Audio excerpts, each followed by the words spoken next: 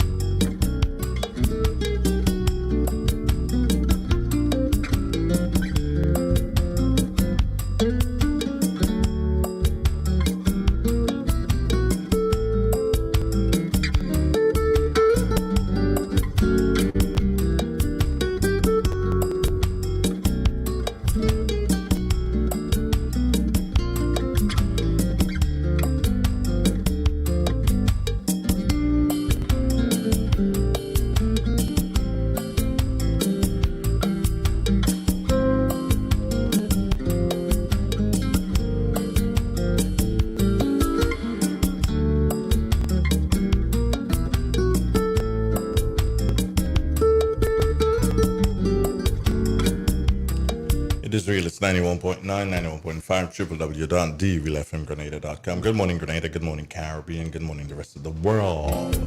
Our time has now moved on to 12 minutes after the 9 o'clock. Remember, I did say to you earlier on this morning that I'll be speaking to somebody from the statistical unit. Yes.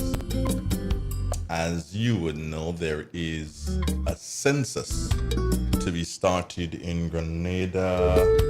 Let me do a quick check on that. I can tell you the date. Let me see here.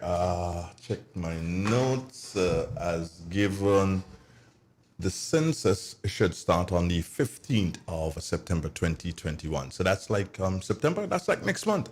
Yeah, we just about a month away from the commencement of the census, and therefore, as I said to you, we'll be speaking to someone, and I believe it's Mr. Halim Brazan. Is that the name? Yes, I think that's the name. Halim Brazan of that particular department, and he be giving us a lot of information on the background and also on the census slogan, motto, that sort of thing, so that we be a lot more aware as to what is happening and what is taking place in our beautiful state. Now, you may ask the question, why a census? And I'm probably asking the same question too. Why a census? Why do I need to be counted? That's not for me to answer. That's for Brazan to tell us. What I can tell you here is that I give you a little secret that will cause Brazan to laugh. He has a nice, is that a purple shirt? I'd look for his nod. If he nods, that means it's a purple shirt. He's smiling. So because he's smiling, it's probably that he has a better smile than a nod. You see, some people have better things, some people have better right hand and a left hand. So he has a better smile than a nod, so he prefers to smile. So we'll be speaking to Halim in a couple of ticks. and we will get to know more about the Grenada, Carriacou, and Martinique National Population and Housing Census 2021. So it's not just population, not just checking you and checking me.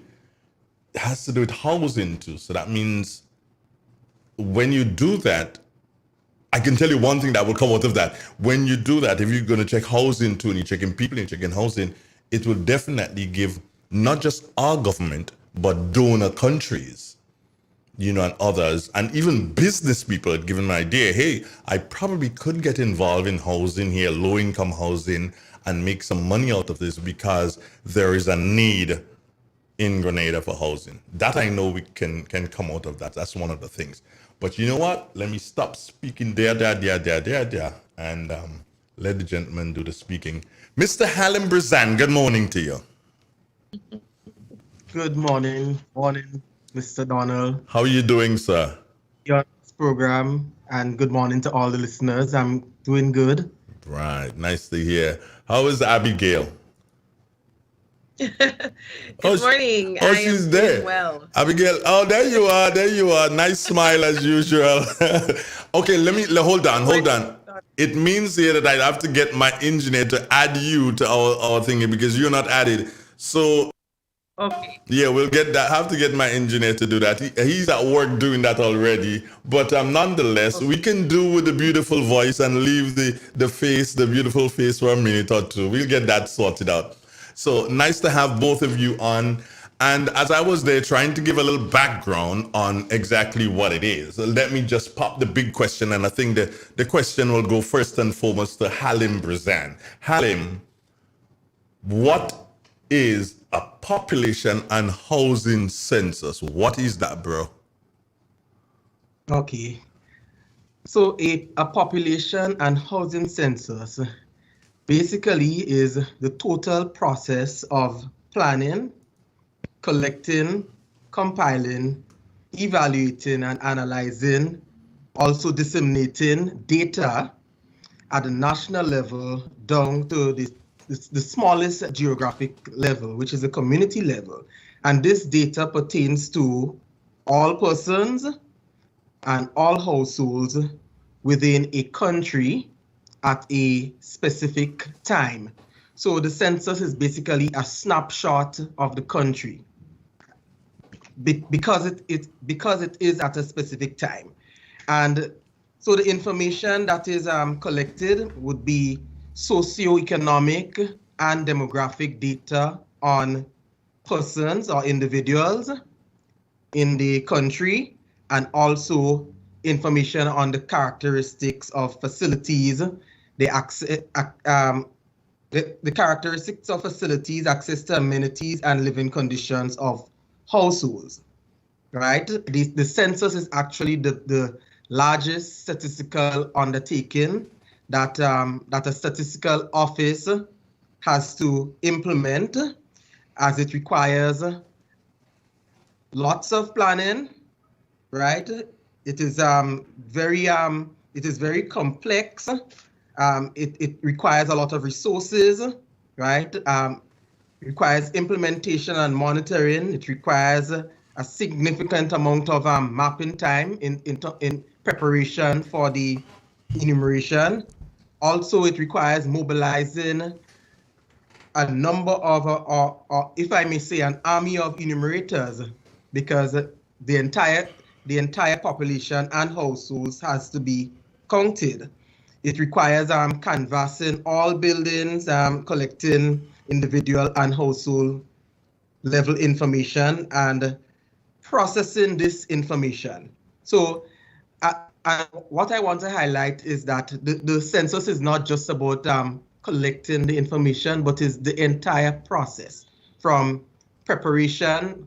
For example, what we are doing now is an important aspect of our census, which is the public sensitization.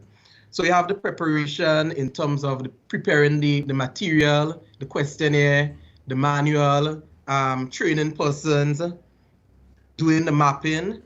Then you have the main phase, which is the census enumeration, where you actually collect the information.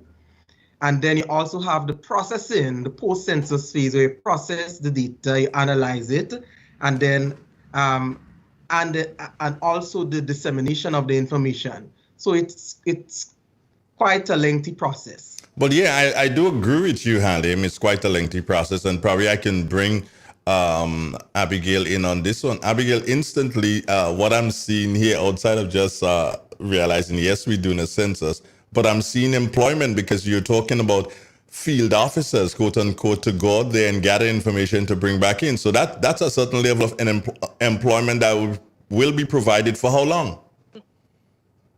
Exactly. And Mr. Brazan could back me up on this. We did send out a call for applications, and that call ended somewhere early July. And we got almost 1,000 applicants, if I am correct, Mr. Brazan. We had almost 1,000 persons applying, and that speaks for itself as to, how much people are really seeking employment and, looking for something at this moment. But also what's going to be happening, the team from the office would have been going through the applications to shortlist about 500 persons to be trained. And then from that, they're going to be choosing at least 375, 380 to actually work the population and housing census, and they would be trained and everything. Training is coming up this month as well. So Mr. Brazan, you can chime in here, because I think we're now in the process of calling persons to let them know if they have been successful for the first shortlisting. Yes, definitely. We are in the process of doing that. The training actually starts next week. That is the training of all field staff. And it's a 2 to 3 week training process.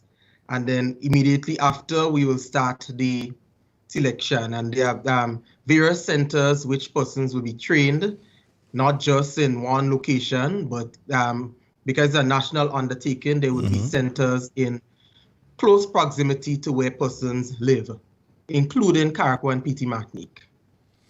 When was go ahead. PT Martinique, it will be Carriacou. It will be Carriacou. One center in Carriacou. When was our last census done, Brazan?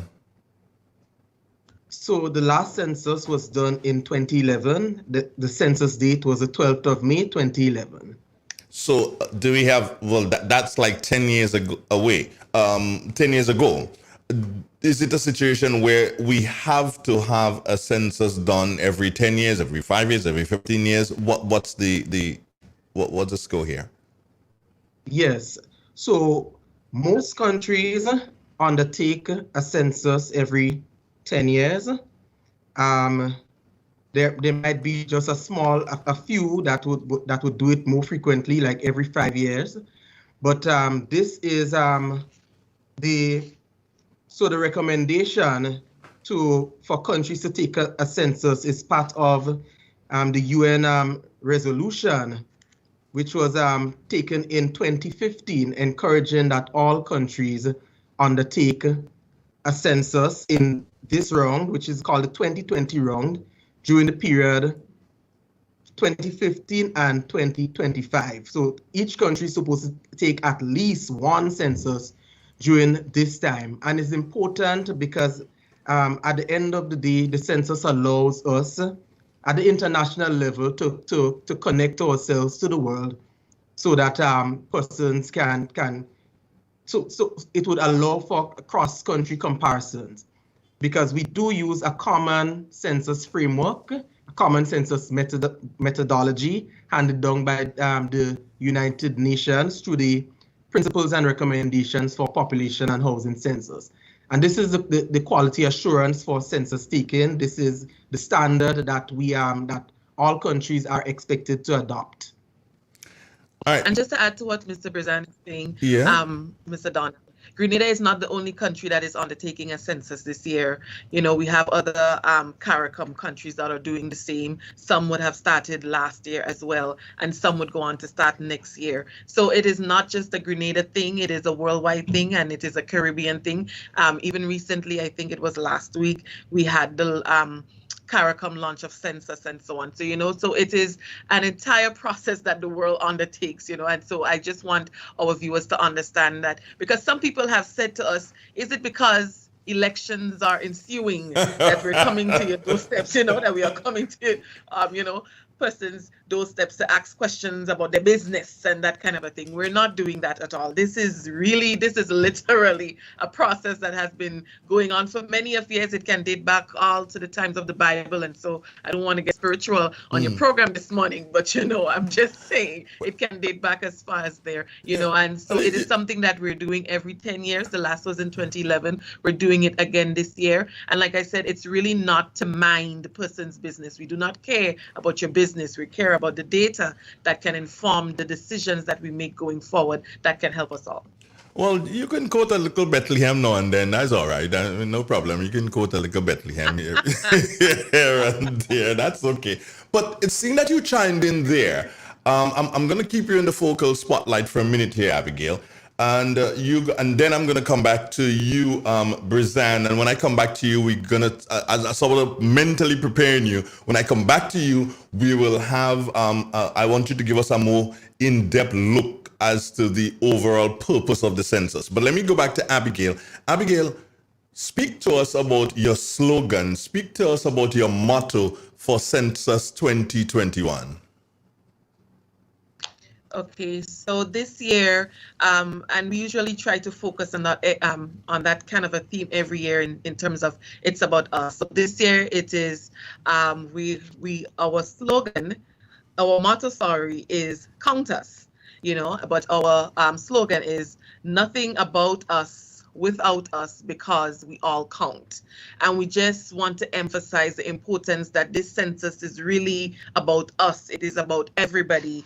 Every single person, me, you. It is about those that are incarcerated, those that are in homes like our children homes or elderly homes. It is about persons who are homeless, the disabled. It is about everybody. So the center of it all is that nothing about us without us because we all count. It just really speaks for itself, that everyone matters in this census and we're not leaving anyone behind. And that's the real focus this year. No one is going to be left behind. Well, interesting there. But you spoke about persons being incarcerated. We go to the prison for this too? Yes. Yes, interesting. We interview. Oh, yes, we count everybody. I mean, it's not just because we have to get the total idea as to persons' situations in different capacities. So we need to know about our elderly in the home and who's living there, and what they're going through and their age and that kind of a thing, their ailments and so on. We need to know about the kids that are in the home for children and so on. We need to know about those that are homeless and so on. And people would ask us, well, how do you count the homeless? How do you know where they live if they don't have a home? But this is something that we work along with the RGPF with, and they would assist us in finding and locating those persons, because it's about counting everybody. And that is the bottom line. It's about getting the information from every single Grenadian, every single person on island at that time on census night, so that we can, get a clear picture as to what's happening. The question here now is your staff, would they be working Monday to Friday or working throughout the week? Because if you were doing Monday to Friday, then you may find yourself in a position that the bus driver who leaves home at 6 o'clock in the morning and does not return home until 7 o'clock. Suffice to say, some of his children may not even remember him. I didn't say that. Let's not even go into that part. But but how do you reach that person? Do you meet them on the bus to get information? How do you do it? If I may, Abigail. Yes, go ahead. Yes. So the process of enumeration is at the household level. That is the primary unit.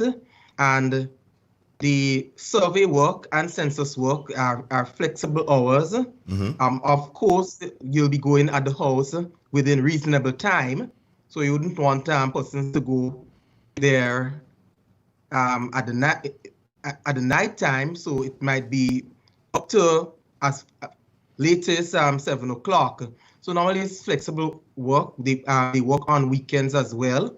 Weekends is an important important working days, Saturdays and Sundays, because that is where you'll find most persons at home, right? And normally on evenings.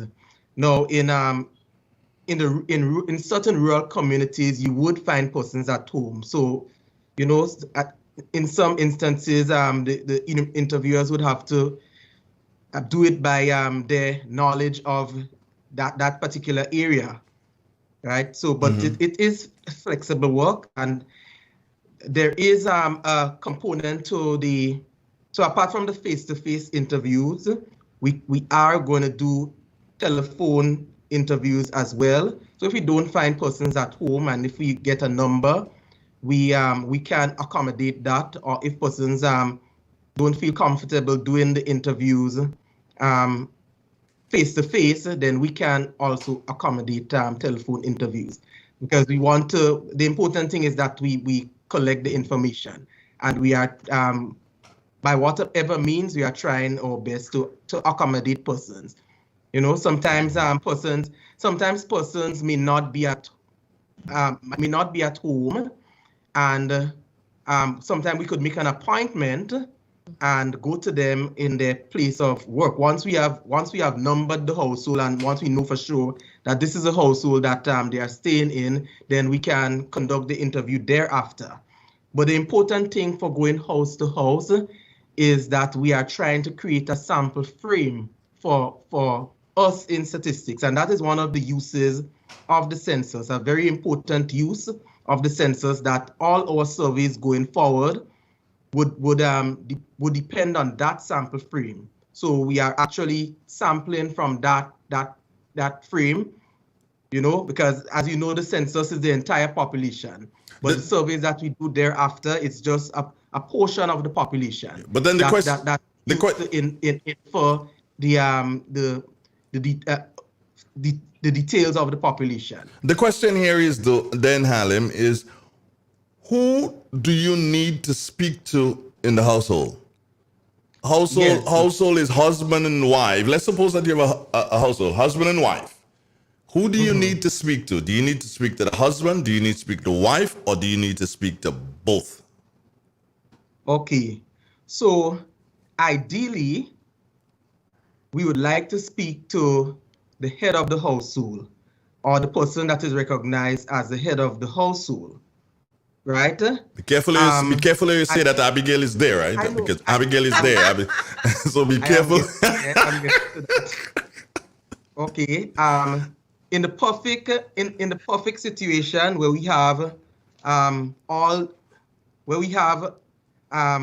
time, infinite time, then we would like to interview everyone, right? But this is not that is not possible, because the interviewers have limited time. So ideally, they would interview the head of the household. If the head of the household is not there, then they can interview a responsible person, age 15 years and older, knowledgeable about the information in the household. Now, I know in some cases there might be dispute as to who's the head, if it's the woman or the man, right? But in cases like that, that would not really matter to us, because we would choose a reference person. So if nobody knows who's the head, but then we could always choose a reference person who could be either the main breadwinner in the household, or the person, the most senior person in the household, whatever the case may be. But they are allowed to choose a reference person, because everybody in the household has to be referenced by that head or by that reference person in terms of the relationship to that person. I'm going to be very careful here how I speak to this, because Abigail is not, she ain't making no smile or anything. Oh, she starts to smile now. I thought she wasn't smiling with this at all. So I'll be very careful, head of household and who's in control of household. In the days, Haliman, you have to be careful. We are living in the days when is equality that run the scale. So it may not be correct to say head of household. It may be correct to say the person who is willing to give the information and who has the ability to give the information, not the head of the household. Right, Abigail? I see you killing That this. is why we also refer to it as the reference The person, so reference it's the person. person that Good. can give us the information on all those that are dwelling in the household. Okay, wonderful here. I must come to you now again, Halim, and I want you to speak to us about because we understand the census to be able to assist the state and by extension, countries friendly to the state to assist us in the improvement of the quality of our lives, correct? Yes. Good. Now, what are some of the other benefits or what are some of the other purposes for the census that you can speak to us about? Okay, so fundamentally, it's policy formulation and decision making for achieving sustainable economic and social development, right? And at the heart of the census is the sustainable development goals, because this would provide important baseline information that would help us in terms of monitoring or achievement of the sustainable development goal and also the national sustainable development plan. In addition to that, it is important in developing and implementing disaster mitigation programs, right? An important aspect of data is building resilience. And census data is so important because the data is disseminated at the community level. And we are combining this data with GIS, Geographic Information System. We'll be georeferencing all buildings. So it is easy for us to measure the risk of certain areas, right? Grenada is blessed with very, very good imagery that we are exploiting the benefits for, and the imagery can actually tell us, show us where those high-risk areas are for landslides and floods and so. So if it is that we have this kind of information, it is a powerful tool for national disaster planning in terms of saving lives, because you know where to put emergency shelters, you know where people are, right? And you can say the census is not just about how much we are, but you know, it tells you who we are, you know, what are our challenges, what are our characteristics, and also where we are, and that is an important feature of the census. Also, in terms of analyzing the population characteristics and changes over time.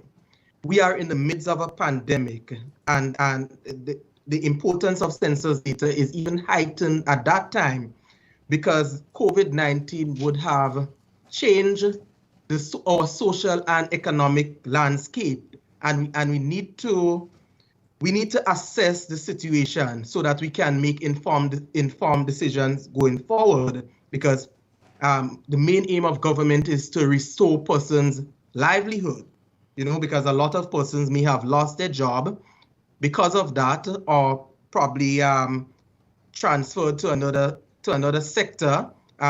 Maybe those persons who are in formal employment is now in informal employment, and so, right? So it's important to assess person's situation and the impact, the true impact of COVID-19 on the population. Also, meeting needs of the special population, as in the words of our motto, nothing about us without us, because we all count, which speaks to leaving no one behind. And you have the aging population, as Abigail said, children, adolescents, youth, persons with disabilities. So we can actually analyze those population as a subgroup to see what are their situation, even men and women, right? In terms of being able to do gender mainstreaming in gender development, you know, to see how our policies could be gender sensitive. And also speak about economic activity, assessing the status of economic activity in terms of unemployment, youth unemployment, the employment in the various sectors, and so. I think, Andre, you made reference to that, the adequacy and the quality of housing, right? That is so important because it's not just a population census. We capture information in terms of the access to amenities, the material of the external walls of the household, the material of the roof, the number of rooms, the bathing facilities, the kitchen facilities, access to fuel, access to electricity, access to water.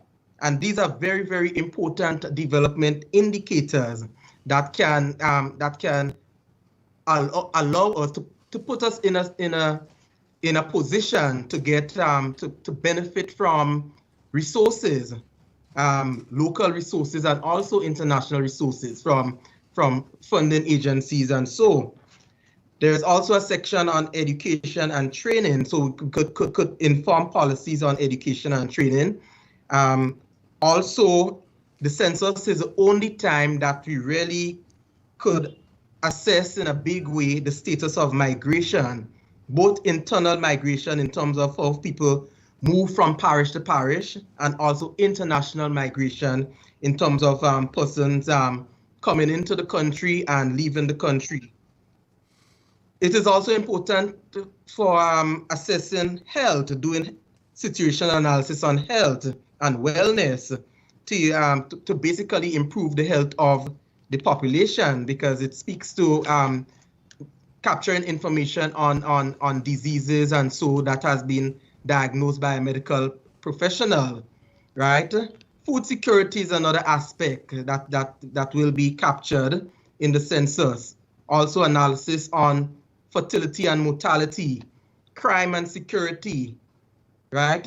And because information is reported at the community level, it is an important tool for building communities, developing policies that can build communities. Because if certain communities are poorer or poor communities, there are things that the government might point the government to areas of assistance that could be rendered to those communities. And another important thing again is ICT, right? So capture information on ICT and other environmental issues. So you would imagine, Mr. Donald, that is a huge question here, and we're asking the public to be patient, because it's the only opportunity in 10 years that you have to be counted and for us to assess your situation. Just realize here, I call you Halim, yeah? Just so you know that I call you Halim. So you can drop the Mr. kind of thingy by my side too. That's all right. All right, but Abigail, let me come. Mr. Donald, I just wanted to add what Mr. Brazan was saying, just to give people a sort of a real life example. So yesterday I had a discussion with Miss Elaine Henry McQueen, and that she is a gender specialist here and work with a lot of NGOs and within government and so on. And I asked her, I said, information from a census, how does it impact the work that she does in gender development and so on? And she gave me a real life example. So she said after Hurricane Ivan, and she used the example of the use of statistics for intervention. She said, they did a sort of a survey as to certain issues that were affecting men and women, and they realized that after Ivan, men were getting work because there was this thrust by government for, building back and, constructing better and so on. So they saw a lot of men getting employment, but the women were the ones that were home and they were not finding work. So what they were able to do with that data that they collected that showed this issue is that they were able to get assistance from an international funding agency, and they were able to create a program that helped train women in these communities that were most affected, and they trained them in different skills in terms of building and masonry and all these types of things, and then these women were then able to find employment on the various job sites. Right. So that is just a real life real-time example as to how statistics and data collected from things like the census can assist in these types of intervention programs. And staying with you, Abigail, the question here is, who uses the information? And yes, we can say everyone. You just shown us here that the gender equality desk can use the information. Who are some of the others who will be able to use the information? And do you think that the information will benefit our youngsters in any way? They could be like, me ain't care about no census. Mommy and daddy had to answer that question. Me never bother me that that I go to school and I don't really need this. Well, they should be concerned because they have SBAs and they have research papers and a lot of these things that they do, and children, young people in from as low as secondary school and so coming up, they get to use the data because they have to find out the facts to inform the papers that they are writing and so on for SBAs. And so we have the churches use our data. We have businesses that use, a lot of businesses here use our data. We have political parties. We have researchers, international bodies, the media, they use our data as well. So it is open to everyone, like you said, but, we have a lot of different groups that use it more than others, and these are just a few of them. And if I could add, yes, Andre, yeah, that in terms of the children, they are our future, and we are using this data to plan for our future, right? So they would benefit in the long term. So they have an important stake in this, and which is the reason why we are not even leaving them out in our census PR. And Abigail could tell you that we have been going around to the primary schools and the secondary schools to sensitize them so that they could bring the information back at home, and also to train them, in terms of train the population on the importance of census, because this would not be the only census, right? Every 10 years we'll be doing the census. Alan, final question. And you could imagine what went into the schools, Mr. Donald. You would not believe the type of information. Like, these children were so engaged. They were able to grill us as to, our confidentiality clauses and so on, and they were able to ask questions. Well, what are you coming to ask mommy and daddy, and why are you doing this? And like, they were so informed, and they had their pre-notions already, and they were asking questions for clarity. People think children don't know what's going on, but they do, and they really do pay attention, and we were very glad to engage them on that level. Okay, Halim, final question for you this morning. You turn up to a home and that person decide, I ain't answering your question, leave me alone. Go, let me mind my business in my corner here, leave me alone. What do you do? Well, so this is a case of a refusal, right? But you try to convert the refusal because there's a process. There might be many reasons why the respondent refused the enumerator. Sometimes they know the person and they don't feel comfortable. So once that occurs, they report it to the supervisor, and the supervisor tries to convert the interview to go back to the household. And if the person refuses the supervisor, it goes another level up to the area coordinator, right? So we are trying our best to use moral suasion, but it is also important for the population to know that they also have a legal responsibility to partake in the census, and because persons if you don't partake in the census, you have actually committed an offense, right? But we are trying as much as possible to sensitize persons as to the importance of this information to their own development, so that we would never have to go the route of the legislation and of enforcement. We really would not want to go that route, because we think that is important that persons understand the purpose and the uses of the census. And on that note, I want to, in terms of the legislation, I want to assure persons, because a concern that a lot of persons have is the confidentiality of the information and who has access to the information. So our Statistics Act is very strict on this, and it is a serious offense, a major offense, if we divulge any information that reveals the identity of any respondent, right? So we cannot give the information to any government agency in terms of the database with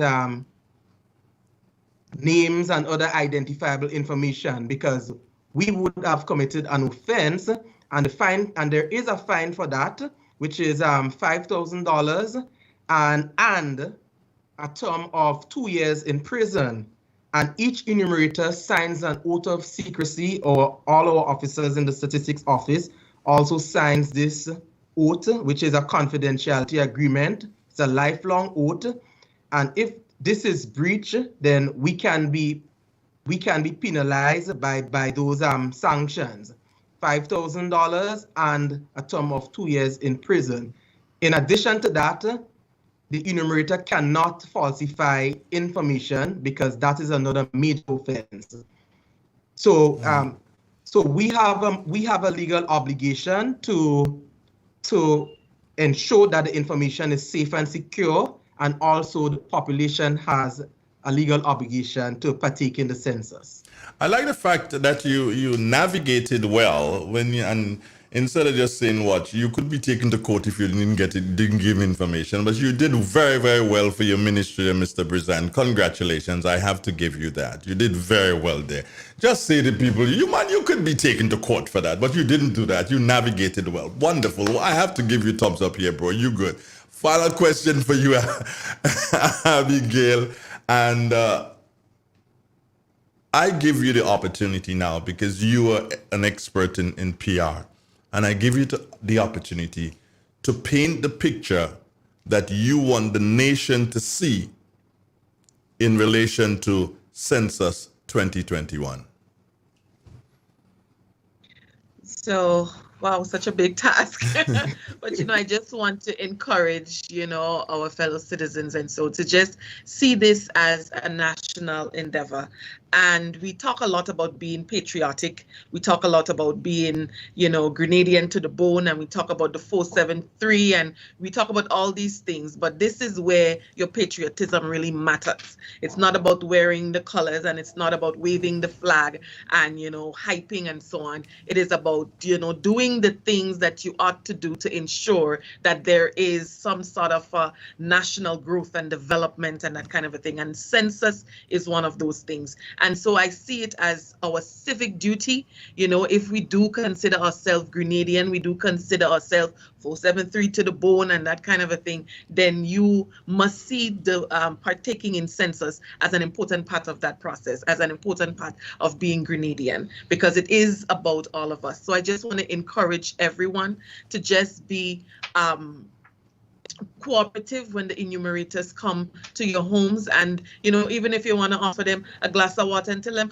well, sit down here still, or something, just try to make the process as comfortable and easy as possible. And we're just asking persons to participate and give honest responses, because that is what is going to really determine the quality of information that we collect to produce the type of data analysis and so that we need to produce to get going as a country. So I'm just asking persons to cooperate and be honest in that kind of a cooperation. It is our civic duty. And this census is going to take how long?